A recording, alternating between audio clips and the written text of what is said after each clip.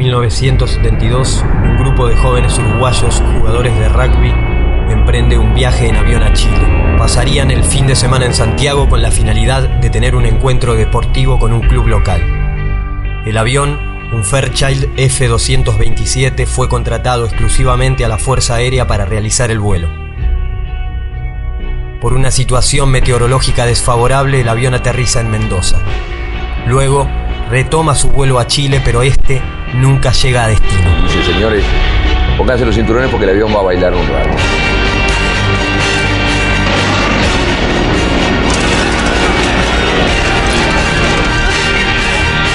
El avión se empieza a mover y de pronto un pozo de aire gigantesco que bajamos 600 metros de golpe.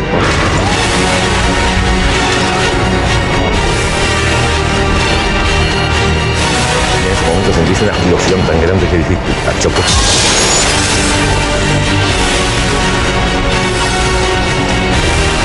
Cae en una especie de pista de esquí, con tal suerte que no tocamos una sola roca.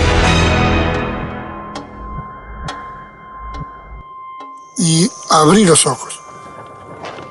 El otro que se clavó un fierro y no sabes qué profundidad tiene, otro que está en coma y parece que está perdido. Los ojos, los oídos y salir disparando. Pero cuando te das vuelta para salir disparando, para huir, ves que el avión no está. Lo que había atrás tuyo no está. Donde estaba mi amigo el gordo Gastón no está. Hay un gran agujero y el paisaje que se ve es nieve, nevando. Que van a ir a buscar, cuestión de horas y todo, y zafé de todo esto y cómo me salvé, qué suerte que ya terminó.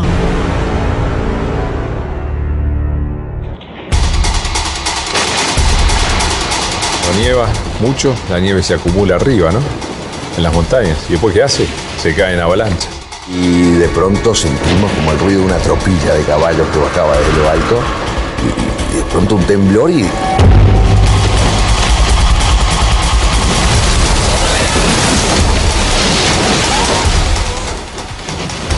Vos pensás que vas a llegar a un lugar, pero ese lugar está mucho más lejos. La piedra que vos veías que era así es mucho más grande y está más lejos.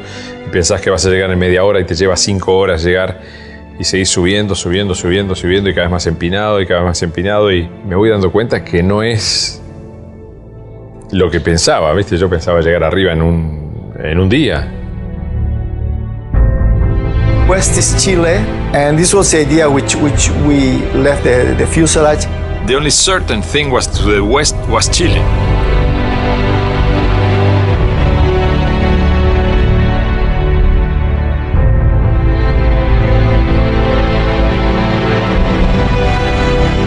Y los vimos trepar durante 3 días, cada vez puntitos más chiquitos, todos mirando para arriba.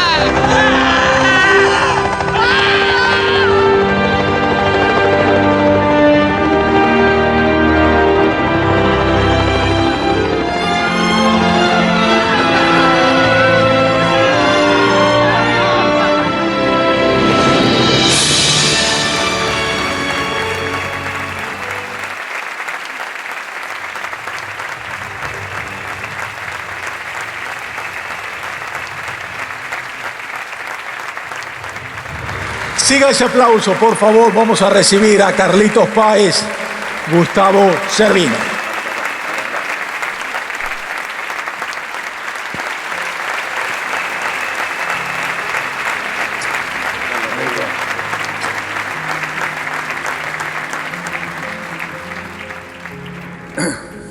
Me quedó ese momento, un momento realmente intenso, cuando ustedes saben que finalmente los encontraron. Pero quiero aclararles que originalmente habíamos invitado a 3 de los sobrevivientes. El que no pudo venir es Roberto Canessa, por sus obligaciones como médico. Tú, Gustavo, me decías que hablaste con él y nos pide disculpas por eso. Roberto Canessa, que es un hermano del alma y un ser humano extraordinario, con su gran vocación de servicio, tuvo que priorizar y eligió bien. Hoy tenía 21 pacientes con cardiopatías congénitas y se quedó a atenderlo como corresponde.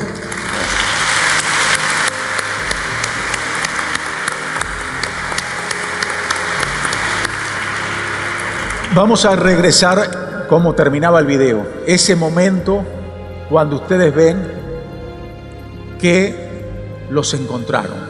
Bueno, justo estábamos ahí atrás mirando el video con... ¿Qué es lo que sienten cuando ven ese video? Y decía recién Gustavo, para mí es un éxtasis volver a verlo y para mí también. Digo, es el momento de felicidad porque fue el quiebre, el regreso a la vida, digamos, de alguna manera. Aunque nosotros ya sabíamos de que nos habían encontrado porque escuchamos por radio, pero nos preparamos para ese momento. Que es un momento que, por más que lo hayas escuchado por radio, el ver ahí que te están buscando normalmente es algo muy intenso, ¿no es así? Ese es el triunfo de la vida sobre la muerte, ¿no?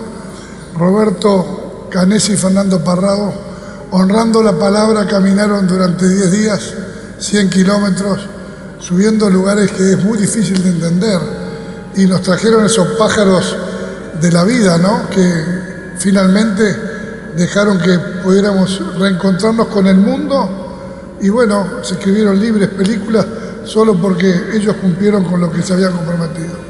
Y precisamente entre esos libros que se escribieron, uno de Carlos, que es Al 10º día, que es cuando finalmente ustedes dicen tenemos que hacer algo, ¿no es así? Y lo importante de esto, que lo que ustedes vivieron es una lección de vida porque no, ustedes en tu libro dices, hay gente que sufre huracanes, que sufre tormentas, tiroteos, pero a nadie le toca quedarse con un avión en medio de la cordillera de los Andes a 4.000 metros de altura, tener que tomar acciones drásticas como para sobrevivir el canibalismo, que de eso vamos a hablar más adelante. Pero comentame de tu libro que dice por qué es tan importante esos 10 días. Bueno, un poco lo que decía Gonzalo Muñoz hoy, cómo la vida te cambia de golpe y cómo después dentro de la historia a su vez nos cambia una mala noticia que nosotros convertimos en oportunidad.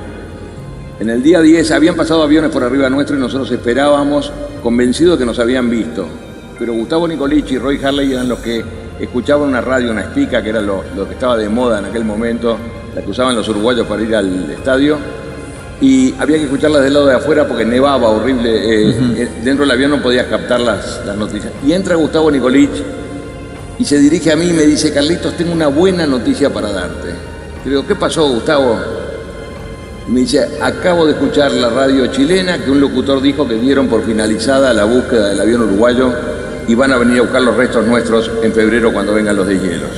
Yo digo, pero ¿cómo buena noticia, hijo de puta? Lo quería matar. Imagínense en ese chico de 18 años, caprichoso, consentido. Yo tenía niñera en esa época.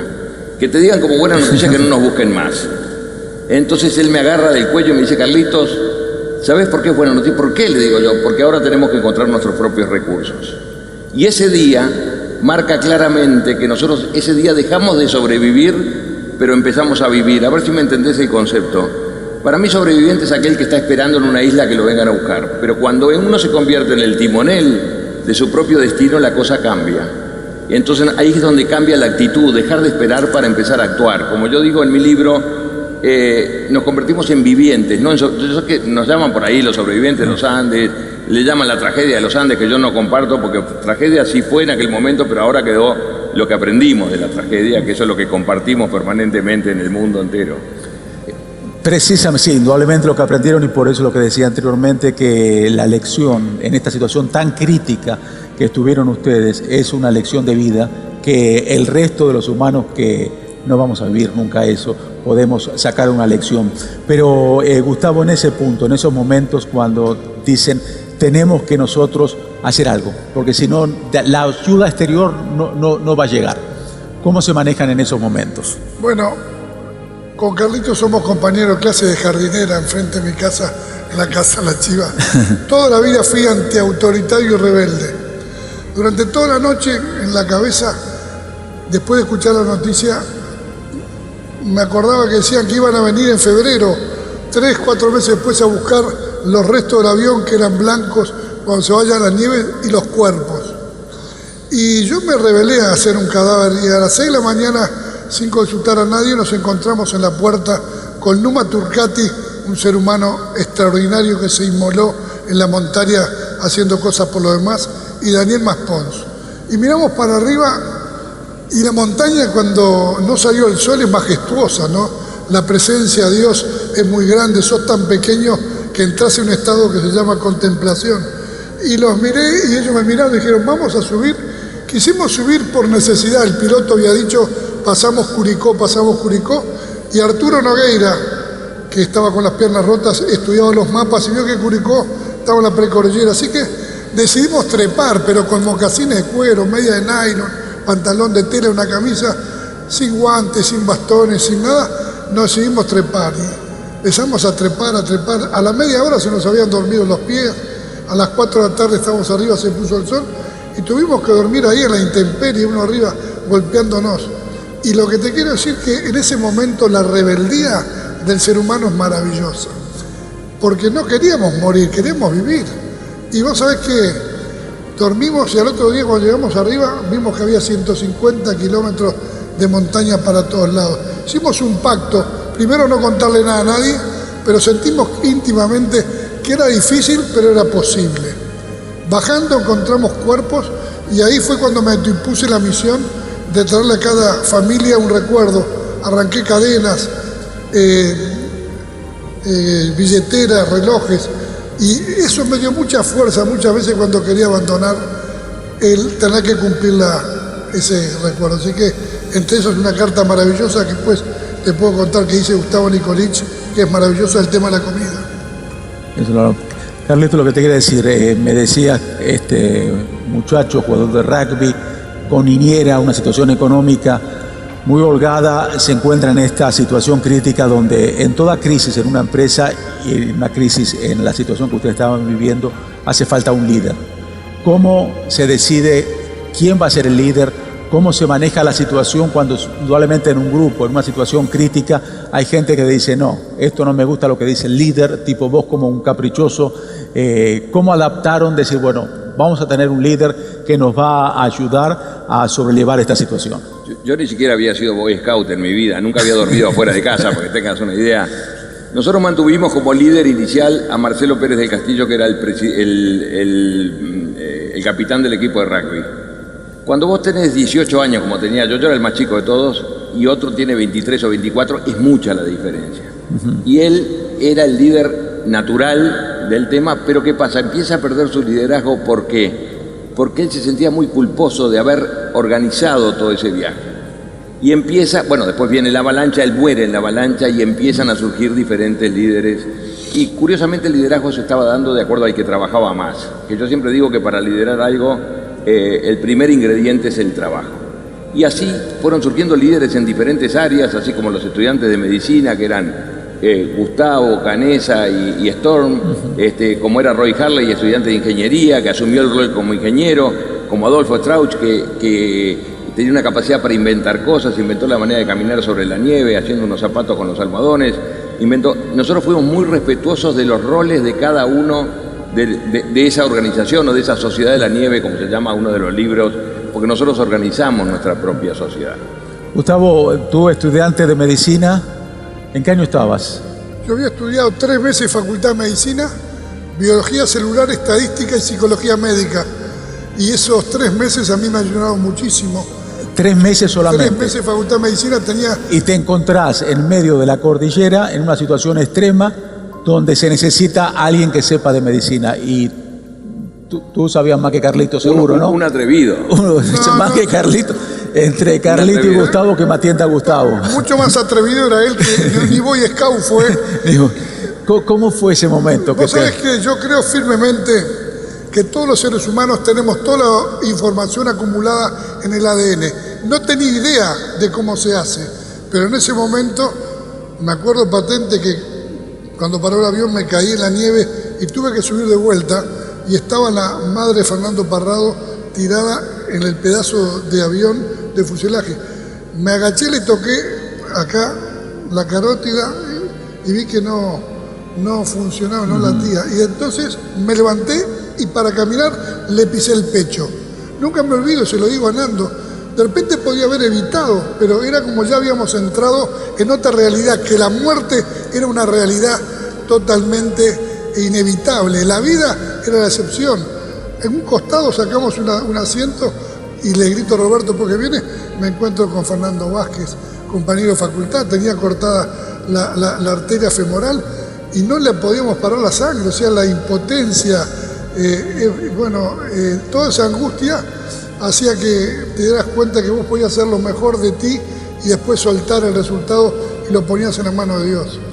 Y en un momento, para sobrevivir, tienen que tomar acciones drásticas porque no había alimentos. Exacto. Y ante esa situación, ¿cómo deciden tener que hacer lo que ustedes hicieron, el canibalismo? Porque vivimos el proceso. ¿Les molesta cuando se dice canibalismo o es la palabra correcta o no es la palabra correcta? Canibalismo no es correcto. Porque quiere decir matar para comer, cosa que no pasó, fue el caso de ustedes. No pasó. Nosotros vivimos un proceso. Curiosamente, esa es una historia que podían haberla protagonizado cualquiera de los que están ustedes acá. Es una historia extraordinaria, dicho por la National Geographic, protagonizado por gente del común. O sea, no es un mérito mío, no es como el que escala el Everest, que es un tipo, un superdotado. Nosotros somos gente del común que nos tocó vivir esta historia extraordinaria. Y créanme, señores, que hubieran vivido exactamente el mismo proceso. No ni siquiera un mérito de uruguayo, como a veces dicen, un mérito de... No, es un mérito del ser humano. Es la capacidad de adaptación y de evolución y de transformación a lo largo de 70 días, que como yo digo, es mucho tiempo, da para ponerse de novio, casarse y divorciarse. Es mucho tiempo, 70 días. Quédense acá en Punta del Este el 1 de enero hasta el 12 de marzo, pasársela bien y verán lo que yo les digo. Entonces, ¿cómo llegamos a esa decisión? Muy simple. Nosotros pasamos 10 días sin comer absolutamente nada. Comimos una lata de mariscos que compartimos entre 26, porque 26 fueron los que quedaron vivos. A mí me tocaron 2 cuadraditos de chocolate y un vaso de guindado. Eso fue lo que comimos en 10 días. Y recibimos la noticia de que no nos buscan más. Y empieza a surgir en todos al mismo tiempo la única idea posible, que era la de alimentarnos de nuestros compañeros muertos. ¿Por qué? Porque no hay nada más. En la cordillera hay nieve, rocas y el fuselaje. Pero claro, empieza a surgir la idea, pero nadie se animaba a hablar del tema, mucho menos yo, que era el más chico. El primer comentario, yo, en lo personal se lo siento a Nando Parrado. Yo me iba en una expedición a tratar de encontrar la cola del avión, porque ahí estaba el equipaje nuestro, y cuando me despido le digo, Nando, no queda nada en la despensa era un bolsito así de mujeres. Y Nando me mira a los ojos y me dice, Carlitos, yo me como al piloto. Yo sé que genera risa, pero es el mismo proceso que hubiéramos cumplido todos. ¿Por qué el piloto? Primero, porque era el desconocido. Segundo, porque era el responsable. Parrado había perdido a su madre y su hermana en el accidente y, lógicamente, no iba a empezar por mi íntimo amigo, es lo lógico. Nosotros cumplimos lo que todo ser humano, el proceso que todo ser humano cumple. Y bueno, fíjense en un acto de cobardía mío, yo me voy en esa expedición y me quedo en una parte con Adolfo Strauch y miren cómo lo planteo. Nosotros acá en Uruguay decimos tirar verdes para recoger maduras. Entonces yo le digo, che, Adolfo, Nando está loco de remate, se quiere comer al piloto. Y Adolfo me dice, no, Carlitos no está tan loco, yo con mis primos ya lo pensamos. Y ahí nos dimos cuenta que era una idea generalizada, que cuando llegamos de esa expedición, no nos juntamos porque estábamos todo el día juntos, pero hablamos del tema y créanme, señores, que no ofreció resistencia alguna, fue mucho más simple. La primera cosa que hicimos fue un pacto solemne entre todos nosotros, que si alguno de nosotros moría, quedaba a disposición de los demás. Y la segunda cosa que hicimos fue encomendarle a los estudiantes de medicina que habían asumido su rol de médicos, que se ocuparan del asunto y se ocuparon. Pobres los estudiantes de medicina.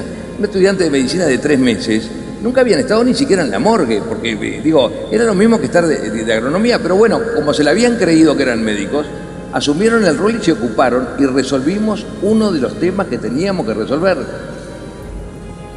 Muy simple, el proceso fue muy simple, a veces es difícil verlo después de que uno viene de almorzar o lo que sea. Nosotros pasamos 10 días de no comer absolutamente nada. Yo voy a te quería preguntar porque te veía que lo observabas a Carlitos y no sé, ¿estás de acuerdo con lo que dice? ¿Fue tan simple? No, es muy simple contarlo, es muy difícil hacerlo. Tuvimos que pasar por muchos procesos psicológicos, tabúes fisiológicos, religiosos y culturales. Con Roberto Canessa veníamos hablando hace días, pero no sabíamos si un cuerpo que estaba ahí hace días, de repente lo comías y te hacía bien o mal. Y lo otro, lo físico. Un cordero en el freezer, vos lo sacás y no lo podés cortar ni con un hacha. Los cuerpos estaban abajo del hielo, era todo muy difícil. Pero lo más importante no es el hecho material, lo más importante es la comunión y la decisión de elegir todos juntos la vida y el pacto que hicimos. Un hijo mío a los 6 años le contó a un amigo viendo la televisión, cuando le preguntó cómo sobrevivieron, dijo, muy buena pregunta, estaban tan débiles, que para trepar la montaña le pidieron prestados los músculos a sus amigos muertos. Mirá como un niño 6 años lo cuenta, los músculos, la carne, era la energía para nuestras piernas para poder trepar. Así de simple se entendió. Los sobrevivientes trabajamos en este país durante 2 años para cambiar la ley de trasplantes. Una transfusión sanguínea es un tejido igual que un músculo y en este momento se están haciendo millones de transfusiones en el mundo. No había casi trasplantes. Acá en Uruguay, a partir de una ley que la votaron todos los partidos políticos, una persona por el derecho de nacer es donador. Hoy no se muere ningún niño porque no donó el corazón o un riñón. Lo pueden usar solo que digan que no. O sea que hemos contribuido con el ejemplo de nuestros amigos a ser partícipes.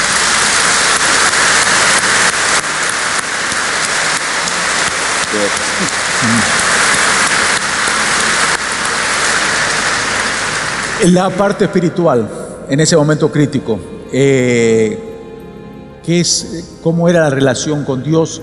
¿Qué es lo que pasaba? Decía, yo quiero sobrevivir para estar con mi madre, estar con un ser querido, con una novia. ¿Cómo es ese punto donde uno tiene una comunicación con un ser superior? ¿Qué es lo que le pide a Dios? Naturalmente que la gran motivación era la familia. Acá no.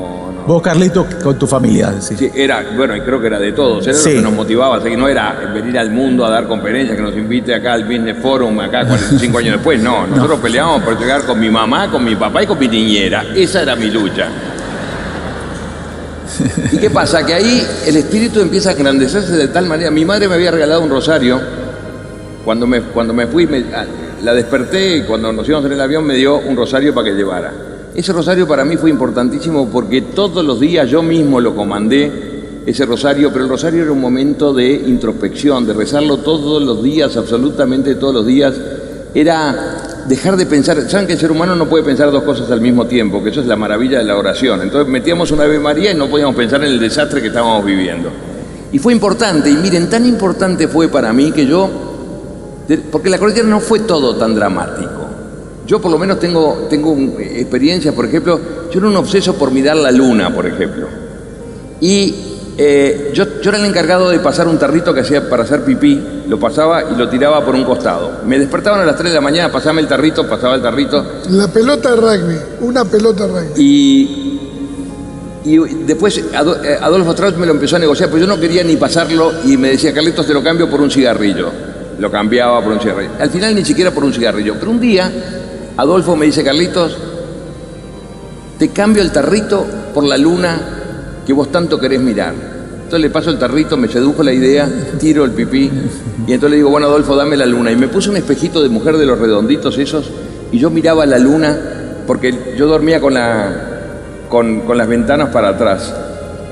Era lo único que me interesaba, era mirar la luna, porque yo sabía que mi madre era lo único que podía estar mirando. Cuando llegué a la civilización le digo, mamá, yo miraba la luna porque sabía que tú la estabas mirando. Y ella me decía, Carlitos, yo también miraba la luna porque sabía que tú la estabas mirando. Todavía me emociona contarlo porque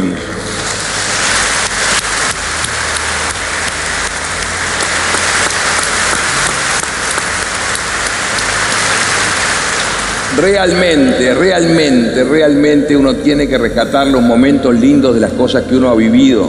Como yo digo, la tragedia de los Andes, así se llama, pero ya dejó de ser tragedia. Es todo lo que aprendimos, es todo lo que vivimos, la parte positiva. Hasta hubo mucho humor dentro de los Andes. Hubo mucho humor. Yo era un poco el personaje aquel de La vida es bella, ese personaje que en el campo de concentración jugaba con el humor permanentemente, que era necesario. Miren, me tocó estos días, un mes atrás, volver al lugar de los Andes. Volví con mis 2 hijos y 4 nietos en una idea de agradecimiento, porque gracias a que yo estoy vivo, hay 7 vivos más. Y fui sin mi mecanismo de defensa, que es el humor. Yo siempre que había ido con los sobrevivientes, siempre los hacía reír horriblemente, pero ahora no podía porque era el padre y el abuelo. Y fui sin mi mecanismo y realmente me la pasé mal, porque ahí arriba hay mucho dolor. Hay mucho dolor. Mi hija me decía, papá, yo no te creo que vos estuviste acá. Digo, sí. Me dice, vos te fuiste al Caribe y me estás haciendo otro cuento. Porque realmente nos morimos de frío, nevaba, inclusive me recibió nevando la montaña, pero realmente mi mecanismo para poder encarar el dolor es por el lado del humor, que es necesario en ese momento. Pero la vida, cuando uno se despoja, lo viví de esa manera. La verdad que fue muy doloroso para mí, pero fue también el final para mí de esta historia. Gustavo, él usó el humor. ¿Cuál fue tu mecanismo en esos momentos? Bueno, yo siempre digo que nuestra historia no es una tragedia y tiene muchísima tragedia, ni es un milagro, tiene mucho milagro. Es una historia de amor, solidaridad, vocación de servicio y amistad. Éramos un equipo de rugby que éramos todos amigos. Y lo importante era que cada uno hacía lo que podía y era la mejor versión de sí mismo en ese día. Ahora, la presencia de Dios ocupó distintos momentos. Yo a Dios lo mandé a la mierda. Le digo, pero ¿quién es el guionista de esta película? Nos caemos, después suspenden la búsqueda, nos tapa la avalancha. Pero al mismo tiempo, cuando trepaba la montaña, sentí que Dios se había metido dentro de mí. Cuando uno está en la montaña y es tan majestuosa y uno tan pequeño, la mente se apaga y se abre como un paracaídas y sentís el ser y la presencia de Dios es muy grande. Te mimetizás el estado de contemplación con la naturaleza y en vez de pelearte con la naturaleza, sos parte de ella. Cuando vos te conectás con yo apagaba la mente y estaba todo el tiempo haciendo algo por la otra persona, acariciando los pies, Carlitos rezando el rosario o haciendo bromas. Pero el rosario fue algo mágico que Carlitos era el que lo lideraba. ¿Por qué? Cuando le pedíamos fuerzas a la Virgen para soportar un día igual a porque este que fue horrible lo habíamos vencido y le agradecíamos por haberlo superado. Segundo, como él dijo, ese satsang de repetir el rito rosario en la oscuridad de la noche no permitía que ningún pensamiento negativo te entrara a la mente. Y el tercero, cada 5 minutos te volvía el rosario a ti y si vos te dormías de repente te morías congelado como una estatua de hielo. O sea que por eso la película termina con el gracia plena, en honor a la verdad, la gratitud, que es el motivo por que yo estoy hoy sentado acá, totalmente apoyando a un loco como Nacho, que hace cosas para mostrarle a Uruguay, a Latinoamérica, que los millennials también sueñan, pero ejecutan. Así que un aplauso a Nacho. Un aplauso a Nacho.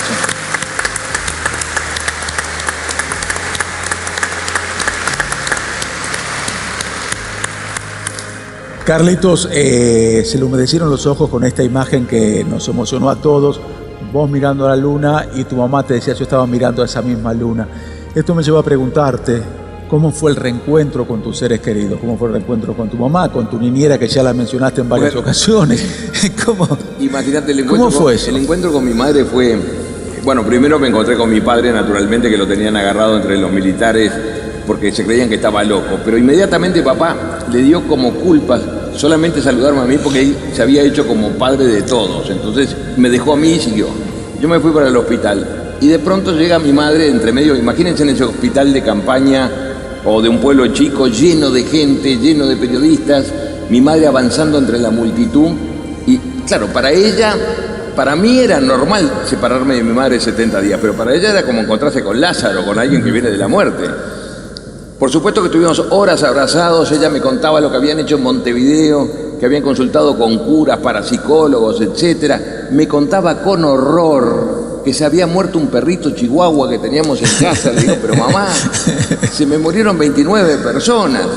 Bueno, la cuestión, yo le hacía mis cuentos y en un momento dado viene el doctor Baquedano, el director del hospital, le dice, señora, le tengo que pedir que se retire porque el chico está muy ansioso.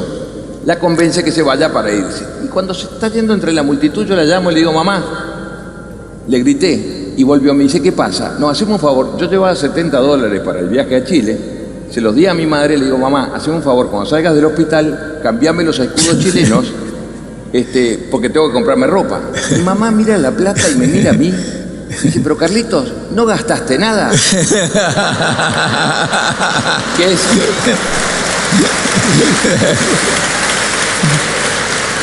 Esto es real, ¿eh?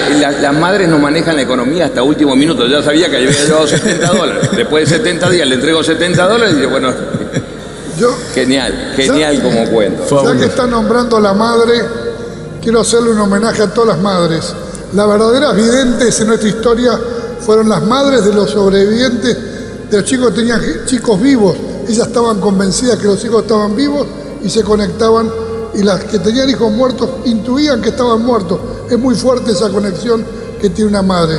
Tengo una madre que tiene 95 años, que en este momento está en la cama, está con muy poca energía, y me enseñó, por ejemplo, hay atracción, porque todos los que volvimos tenemos madres muy fuertes, de mucho temperamento. Madelón, la abuela de él, Chipita.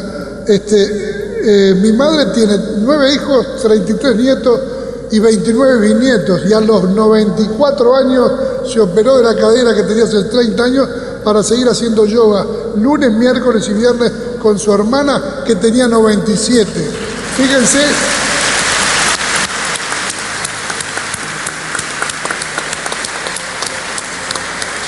Lo importante para mí, la energía más grande que existe en la vida es el amor.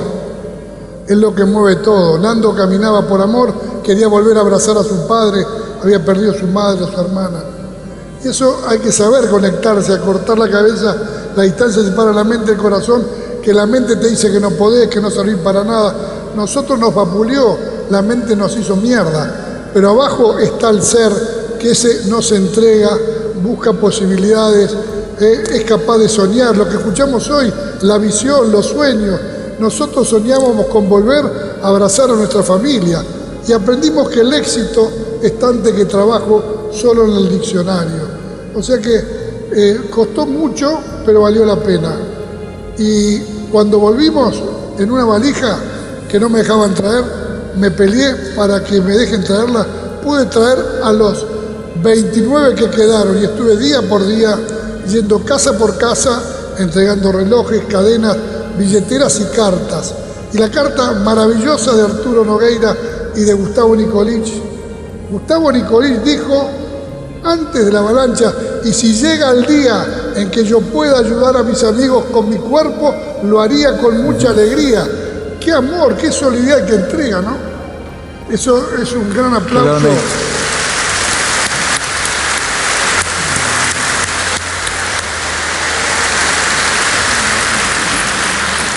Gustavo dice la palabra amor. Carlitos en su libro dice que lo que los ayudó fue la actitud. Sin duda la actitud, sin duda fue... Miren, yo tengo 7 o 8 títulos de la conferencia, que es la misma conferencia pero con distintos títulos. La que me invitan a dar es una que se llama Actitud, Actitud, Actitud. Son todas lo mismo, pero la que me invitan a dar es esa. Y te quiero contar un cuento porque siempre nos llaman los héroes de los Andes. Para mí el único hecho heroico que hubo en esta historia sucedió en el momento que salen a caminar Parrado, Canessa y Vicentín, en lo que fue la expedición final. Y salen a caminar ellos y caminan 20 metros y vuelve Parrado hacia atrás y me dice, Carlitos, antes de irme quiero darle un beso a la Cruz de tu Rosario. Le da un beso a la Cruz del Rosario y a cambio me entrega, él había comprado un par de zapatillas en Mendoza cuando el avión paró para su sobrino de 2 años. Él me entrega una zapatilla y me dice, Carlitos, te prometo que voy a venir a buscar el par, o sea, voy a venir con ayuda. Pero me agrega, y esto es lo importante, me dice, si eso no sucede y yo no vuelvo a buscar el paro, o sea, me muero, cosa que era muy probable porque caminar en la cordillera no es broma, y ustedes tienen que disponer de mi madre y de mi hermana para alimentarse, háganlo. No solamente Parrado tenía los cojones de salir a buscar ayuda a una costa de poder morir, sino que además nos daba una autorización innecesaria, pero lo hacía, de alimentarse lo más sagrado que tenía, que era su madre y su hermana. Eso lo convierte a Parrado en un grande que merece que ustedes me acompañen a aplaudirlo hoy aquí.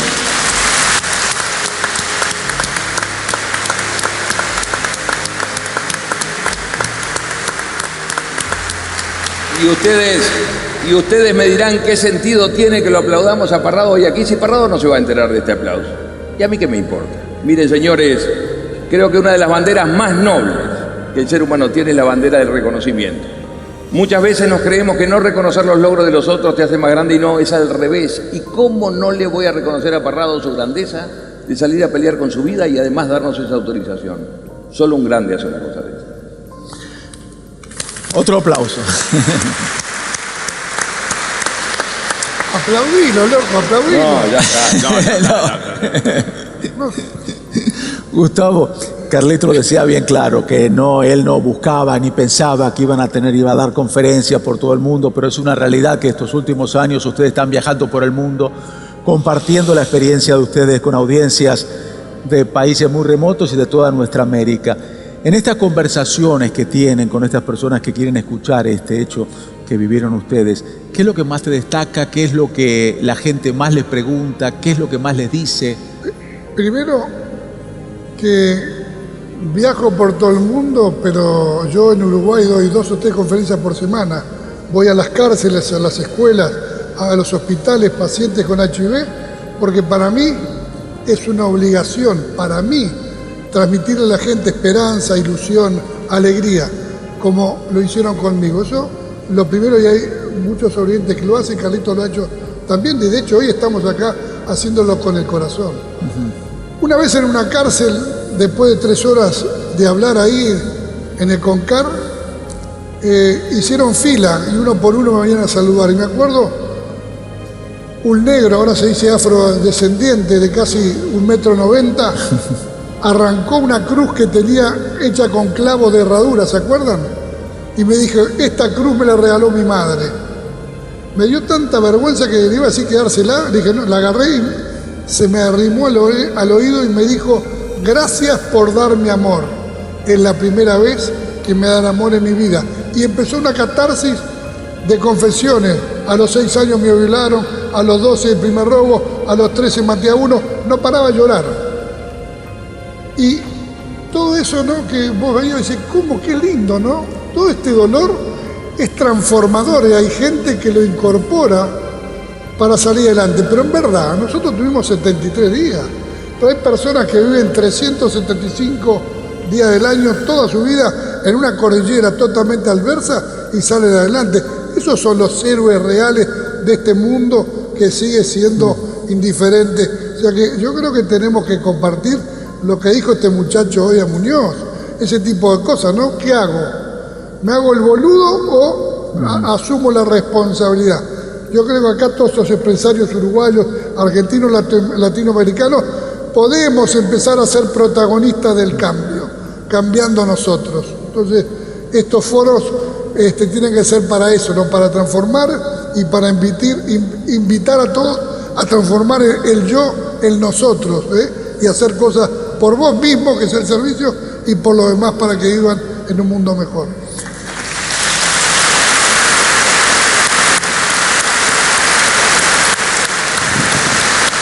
Te aplaudo. Carlitos, a ti en tus conferencias, que también das varias conferencias por año, algo que te haya impactado, algo que te hayan dicho, que haya quedado. Curiosamente la pregunta que más me hacen es una pregunta tonta. Si le tengo miedo al avión.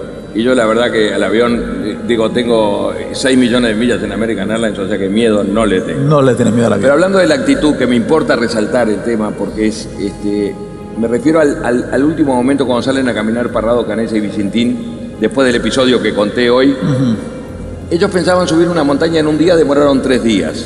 Durante 3 días veíamos los puntitos alejarse chiquititos Y nosotros rezando para que no vuelvan, porque era nuestro plan. Claro. Al tercer día vemos que baja uno de esos puntitos y fuimos al encuentro. Demoró otros 3 horas en bajar lo que habían demorado 3 días en subir. Y era Vicentín, que venía con la noticia de que habían llegado hasta la cima de la cordillera y en vez de encontrarse los verdes prados chilenos, que era lo que suponíamos que tenía que haber, se encontraron con un panorama patético y desolador, que eran montañas y más montañas y más montañas. Y ahí tomaron la decisión Parrado y Canessa de quitarle la comida que tenía Vicentín y su ropa y lo mandaron al fuselaje con un mensaje para todos nosotros que decía así, que ellos dos iban a seguir adelante aún hasta morir. Eso, señores, se llama actitud. Porque ellos podían haber tomado el camino del atajo, el camino más simple, que era volver al fuselaje donde más o menos estábamos con vida, pero ellos prefirieron el camino duro. Quizás porque sobre sus hombros pesaba el trabajo de todos nosotros, o más que en sus hombros pesaba en el corazón. Ellos dos no caminaban solos, era fruto del trabajo de los 16. Eso se llama actitud.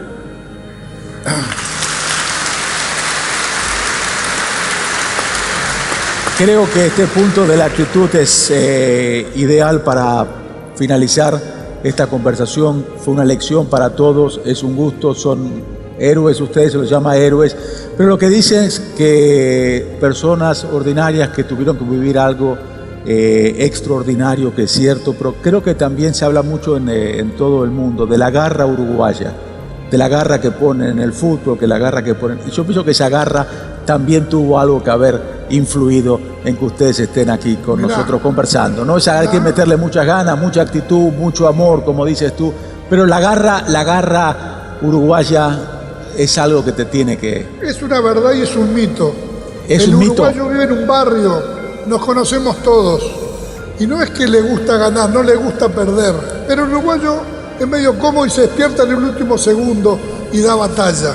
No le toques el orgullo y la dignidad de un uruguayo porque va a pelear. Pero tenés que torearlo bastante.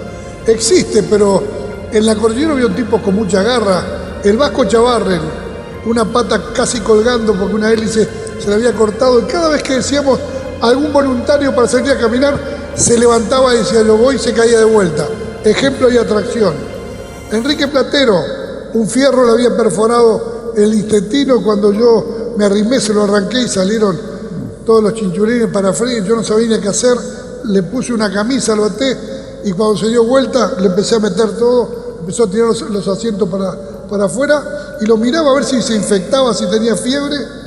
Un día, en el frío que mascábamos hielo porque no podíamos derretirlo, hizo medio litro de agua en una botella San Felipe de Mendoza. Y cuando le digo tomala, me dijo, no, Gustavo, se la voy a dar a algún herido. Y no había nadie más herido que él. Otra vez, el ejemplo, ellos levantaban la vara de la exigencia. Un aplauso. Déjame terminar con un cuento. Finalizamos con un cuento. Ahí, como les dije, el humor fue parte de mi vida y lo sigue siendo, capaz menos.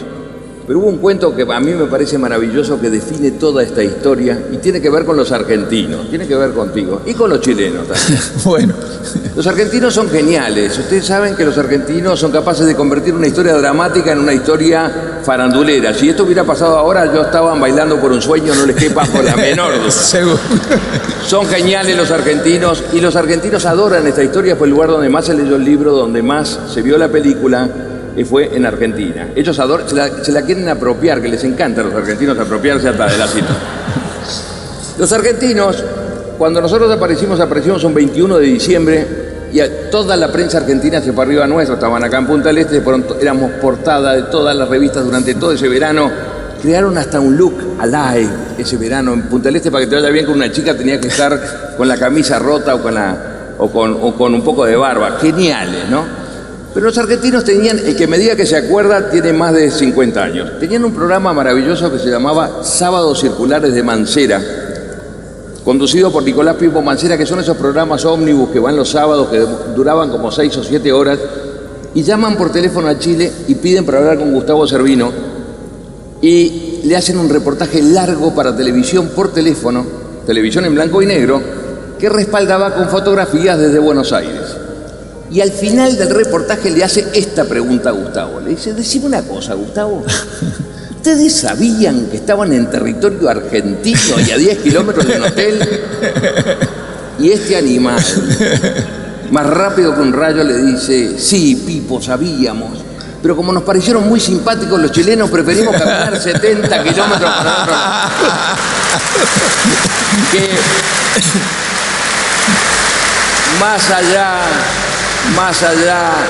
más allá de la broma, ¿por qué les digo de que esta historia resume toda nuestra historia? Porque muchas veces el ser humano se cree que tiene que vivir historias perfectas. Nosotros fue la peor equivocación que nosotros cometimos, pero con pasión, con ilusión y con acción, nosotros aún equivocados llegamos igual. No se trata de historias perfectas, se trata de historias con ilusión. No se trata de historias perfectas, se trata de historias con pasión. No se trata de historias perfectas, se trata de historias con actitud. Aún equivocados llegamos igual y es de eso lo que se trata la vida. Gracias. Ahora sí.